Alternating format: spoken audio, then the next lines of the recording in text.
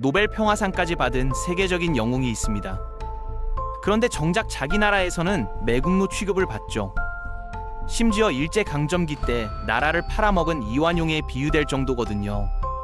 미국과 어깨를 나란히 하던 초강대국을 단 6년 만에 완전히 무너뜨린 사람, 바로 미하일 고르바초프입니다.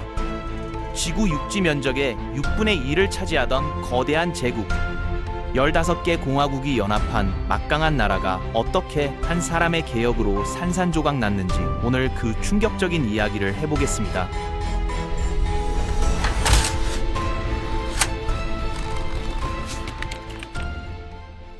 소련 체제를 한마디로 설명하면 요람에서 무덤까지 국가가 책임지는 시스템이었어요. 병원비 한 푼 안 내도 됐고 대학까지 공짜로 다닐 수 있었죠. 졸업하면 국가에서 직장을 배정해줬고 퇴직 후에는 연금이 나왔습니다. 빵과 우유 같은 기초식품은 국가에서 공급했고 추가로 필요한 물건은 국영상점에서 거의 원가에 살 수 있었어요. 집세도 월급의 3에서 5%밖에 안 됐습니다. 표면적으로는 노동자의 천국처럼 보였지만 이 완벽해 보이는 시스템 밑바닥에는 거대한 균열이 숨어 있었습니다. 1970년대에 접어들면서 그 균열이 수면 위로 드러나기 시작했어요. 소련 경제의 치명적인 약점은 모든 결정이 모스크바 책상 머리에서 내려졌다는 겁니다. 올해 신발을 몇 켤레 만들지, 감자를 얼마나 심을지, 텔레비전 가격은 얼마로 할지 전부 관료들이 정했죠. 시장이라는 개념 자체가 없었어요.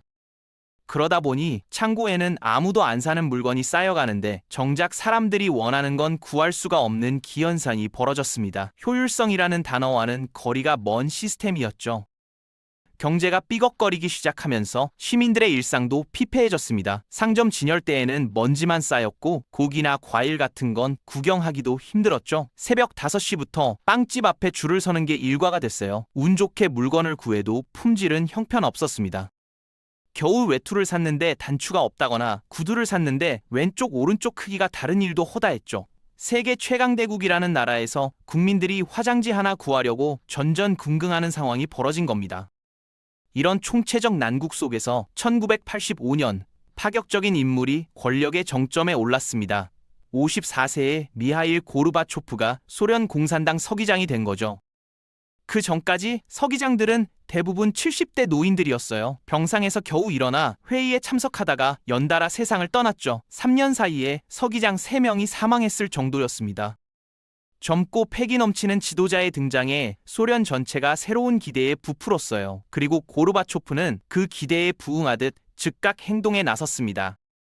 고르바초프가 꺼내든 첫 번째 카드가 페레스트로이카, 우리말로 하면 개조 정책이었어요. 골자는 경제에 대한 국가의 철권 통제를 느슨하게 푸는 거였죠. 가장 큰 변화는 기업 수익에 관한 규정이었습니다. 이전에는 공장이 아무리 이익을 많이 내도 한 푼도 가질 수 없었어요. 전부 국고로 들어갔죠. 그런데 이제 기업들이 번 돈 일부를 자체적으로 굴릴 수 있게 됐습니다. 직원들에게 보너스를 줄 수도 있고 설비를 새로 들여올 수도 있게 된 거예요. 사회주의의 근간을 흔드는 파격적인 조치였습니다. 동시에 글라스노스트라는 정책도 시행됐는데 이건 개방이라는 뜻이에요. 그동안 소련에서 정부를 비판하는 건 자살 행위나 마찬가지였거든요. 조금만 삐딱한 소리를 해도 비밀 경찰이 찾아와서 시베리아 수용소로 끌고 갔죠. 그런데 글라스노스트 이후에는 신문에서 정책을 비판하고 사람들이 광장에서 목소리를 높일 수 있게 됐습니다. 수십 년간 꾹꾹 눌러 담아왔던 불만들이 댐이 터지듯 한꺼번에 분출되기 시작했어요. 재밌는 건 고르바초프의 속내예요. 그는 사회주의를 무너뜨리려던 게 아니라 오히려 살리려고 했거든요. 소련식 시스템의 가장 큰 문제가 뭐였냐면 열심히 일할 이유가 없다는 거였어요. 하루 종일 땀 흘려 일해도 의자에 앉아서 신문이나 읽어도 월급은 똑같았거든요. 당연히 아무도 열심히 안 했죠. 공장에서는 불량품이 쏟아졌고 농장에서는 수확물이 밭에서 썩어갔습니다. 고르바초프는 자본주의의 인센티브 시스템을 일부 빌려와서 이 무기력함을 깨보려 했던 건데 판도라의 상자를 열어버린 셈이 됐죠. 개혁의 바람이 가져온 상징적인 장면이 있습니다. 1990년 2월 모스크바 푸시킨 광장에 황금빛 아치가 등장했어요. 소련 땅에 최초로 들어선 맥도날드였죠. 수십 년간 적대국으로 으르렁거렸던 미국의 상징이 소련의 심장부에 자리를 잡은 겁니다.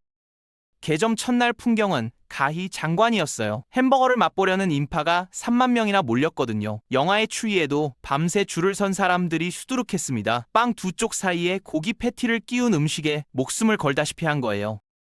소련 사람들에게 햄버거는 단순한 패스트푸드가 아니었습니다. 철의 장막 너머에 있던 신세계의 맛이었죠. 금단의 열매 같은 거였어요. 모스크바 맥도날드는 한땐 전 세계 매장 중 매출 1등을 찍기도 했습니다.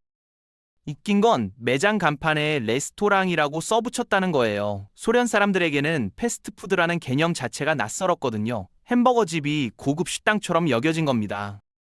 하지만 맥도날드 하나로 모든 갈증이 해소될 리 없었죠. 청바지, 팝 음악 테이프, 할리우드 영화 비디오 같은 서구 문물에 대한 욕구는 하늘을 찔렀는데 공식 유통 경로는 막혀 있었거든요. 이 간극을 파고든 게 암시장이었습니다. 길모퉁이마다 좌판이 깔렸고 밀수품들이 쏟아졌죠. 리바이스 청바지 한 벌이 노동자 월급 두세 달치에 팔렸어요. 외국 담배, 중고 컴퓨터, 카세트 테이프까지 돈만 있으면 뭐든 구할 수 있었습니다.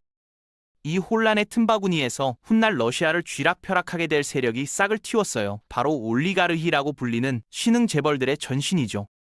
올리가르히는 원래 소수의 권력자가 지배하는 체제를 뜻하는 그리스어에서 온 말인데 러시아에서는 정치권과 유착해서 막대한 부를 쌓은 슈퍼 갑부들을 가리키는 단어가 됐습니다. 흥미로운 건 이들 대다수가 원래 밑바닥 인생이었다는 거예요. 소련 시절에는 먹고 살기 빠듯했던 사람들이 판이 뒤집어지자 재빠르게 기회를 낚아챘죠. 공무원들에게 뒷돈을 쥐어주고 인맥을 총동원해서 밀수 네트워크에 뛰어들었어요. 청바지 몇 벌 팔아서 번 돈으로 더 큰 물건에 손을 댔고 그게 또 돈이 되니까 사업을 키워나갔습니다. 이렇게 눈덩이처럼 재산을 불린 이들이 나중에 석유회사, 은행, 방송국까지 집어삼키면서 러시아 경제를 좌지우지하는 괴물로 성장하게 됩니다. 처음에는 개혁이 제대로 굴러가는 것처럼 보였어요. 기업들이 자율권을 얻으니까 활기가 도는 것 같았고 서방 문화가 유입되니까 사회 분위기가 한결 밝아진 듯 했죠. 하지만 속사정은 정반대로 흘러가고 있었습니다. 국영기업 관리자들이 회사 곳간에 손을 대기 시작한 거예요. 어차피 국가에 안 바쳐도 되는 돈이니까 슬쩍슬쩍 자기 주머니에 넣었죠. 장부 조작은 기본이었고 대놓고 횡령하는 일도 비일비재했습니다. 올리가르히들의 행태는 더 심각했어요. 돈이 된다 싶으면 물불을 안 가렸거든요. 국내에서 써야 할 철강이나 목재 같은 원자재를 빼돌려서 해외에 팔아치웠습니다. 소련 안에서는 부족해서 난리인 물건들이 외국으로 빠져나간 거예요. 물자는 더 귀해졌고 물가는 천정부지로 뛰었죠. 국가 재정은 구멍이 숭숭 났습니다. 살림을 좀 나아지게 하려던 개혁이 되레 집안 꼴을 엉망진창으로 만들어버린 겁니다. 고르바초프에 대한 시선은 국경을 사이에 두고 극명하게 갈립니다. 서방 세계에서는 철의 장막을 걷어낸 평화의 사도로 추켜 세웠어요. 1990년 노벨 평화상을 안겨줬고 미국과 유럽 언론은 앞다퉈 그를 찬양했죠. 반면 러시아 국내 여론은 싸늘하다 못해 얼음장 같았습니다. 초강대국의 자존심을 한순간에 짓밟아버린 원흉이라고 생각하거든요. 이완용과 동급으로 취급받는다고 보면 됩니다. 거센 비난에도 불구하고 고르바초프의 개혁 드라이브는 멈추지 않았어요. 경제에 이어 정치판까지 뒤흔들기 시작했죠. 1989년에는 브레즈네프 독트린이라는 걸 폐지해버렸는데 독트린이란 국가가 공식적으로 내세우는 외교 원칙 같은 거예요. 브레즈네프는 고르바초프 이전의 소련 지도자 이름이고요. 이 정책의 핵심은 간단했습니다. 소련 영향권 아래 있는 나라가 딴 마음을 품으면 군대를 보내서라도 찍어 누르겠다는 거였죠. 실제로 1968년 체코슬로바키아가 자유화를 시도했을 때 소련 탱크가 수도 프라하로 밀고 들어가서 개혁파를 진압해버렸어요. 동유럽 국가들 입장에서는 소련 눈밖에 나면 언제든 탱크가 굴러들어올 수 있다는 공포에 시달려야 했던 거죠. 그런데 고르바초프가 이 정책을 없애버린 겁니다. 이 정책이 사라지자 동유럽 전역에서 지각 변동이 일어났습니다. 소련의 군사 개입을 두려워할 필요가 없어졌으니까 여기저기서 반기를 들기 시작한 거예요. 폴란드에서 자유노조가 선거에 이겼고 헝가리가 국경 철조망을 걷어냈죠. 그해 12월에는 베를린 장벽이 무너졌습니다. 도미노처럼 동유럽 공산 정권들이 줄줄이 쓰러졌어요. 소련이 수십 년간 공들여 쌓아올린 완충지대가 순식간에 와해된 겁니다. 변화의 물결은 소련 내부로도 밀려들었어요. 고르바초프는 소련 역사상 처음으로 대통령이라는 직함을 만들고 스스로 그 자리에 올랐습니다. 1990년의 일이었죠. 게다가 각 공화국에 더 많은 자치권을 부여했어요. 연방은 유지하되 구성원들의 불만을 누그러뜨려 보겠다는 계산이었죠. 하지만 이게 완전히 역효과를 냈습니다. 자율권을 맛본 공화국들이 아예 독립을 요구하기 시작한 거예요. 발트해 연안의 리투아니아, 라트비아, 에스토니아가 선봉에 섰습니다. 이어서 우크라이나, 그루지아, 아르메니아 등이 뒤를 따랐죠. 고르바초프 입장에서는 사회주의를 구하려고 시작한 수술인데 환자가 수술대 위에서 몸이 15조각으로 쪼개지기 시작한 격이었어요. 상황은 걷잡을 수 없이 흘러갔습니다.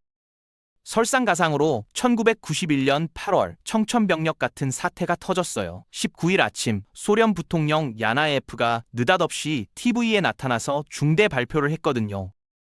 고르바초프 대통령이 건강 악화로 업무를 볼 수 없게 됐다는 거였습니다. 그래서 자신이 권한 대행을 맡겠다고 선언했죠. 하지만 이건 새빨간 거짓말이었어요.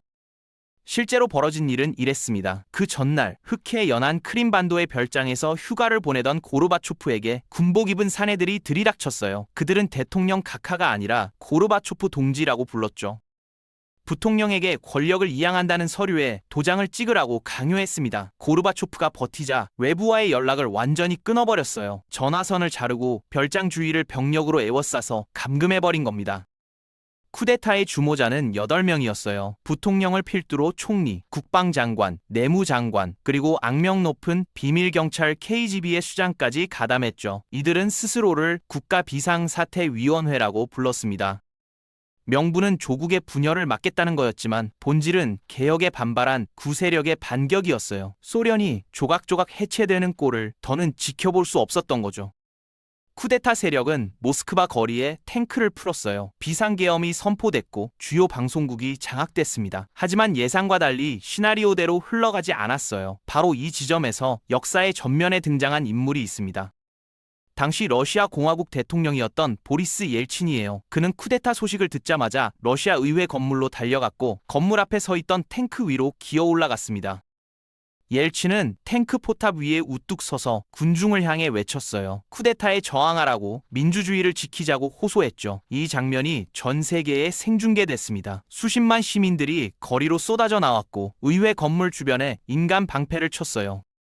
군 지휘관들 중 일부가 명령 거부를 선언했고 쿠데타 세력은 점점 고립됐습니다. 국제사회에서도 비난 성명이 쏟아졌죠. 결국 단 72시간 만에 반란은 허무하게 무너졌습니다. 이 소동의 최대 수혜자는 의외로 감금당했던 고르바초프가 아니었어요. 탱크 위에서 연설한 옐친이었죠. 그는 단숨에 민주주의의 수호자로 부상했습니다. 전 세계가 그의 이름을 알게 됐어요. 반면 별장에 갇혀있다가 풀려난 고르바초프의 위신은 땅에 떨어졌죠. 전국의 주도권은 완전히 옐친에게로 넘어갔습니다. 표면적으로 옐친은 고르바초프를 구하기 위해 싸운 것처럼 보였어요. 하지만 두 사람의 청사진은 하늘과 땅 차이였습니다. 고르바초프는 15개 공화국이 연합한 소련이라는 틀을 유지한 채 내부 개혁을 원했어요. 반면 옐친은 연방 자체를 해체하고 러시아를 완전히 독립된 나라로 세우려 했죠. 소련 대통령 밑에서 러시아 공화국 대통령으로 남는 것보다 독립국가 수장으로 군림하고 싶었던 거예요. 쿠데타 실패 이후 권력 지형이 급변했습니다. 소련 정부의 요직들이 옐친 측근들로 교체됐고 고르바초프는 껍데기만 남은 대통령이 됐죠. 2달 사이에 러시아와 카자흐스탄을 제외한 13개 공화국이 독립을 선언해버렸어요. 연방이라는 건물의 기둥이 하나둘 빠져나간 겁니다. 결정타는 1991년 12월에 찾아왔어요. 러시아, 우크라이나, 벨라루스 세 나라 정상이 숲속 별장에서 비밀리에 만났거든요. 그들은 소련의 종말을 선언하는 문서에 서명했습니다. 고르바초프는 이 사실을 자기 나라 사람이 아니라 미국 대통령 부시에게서 전해 들었어요. 수치스러운 순간이었죠. 12월 25일 크렘린 궁 위에서 낫과 망치가 그려진 붉은 깃발이 내려왔습니다. 그 자리에 러시아 3세기가 올라갔어요. 미국과 세계를 반씩 나눠 가졌던 초강대국이 그렇게 역사 속으로 사라졌습니다.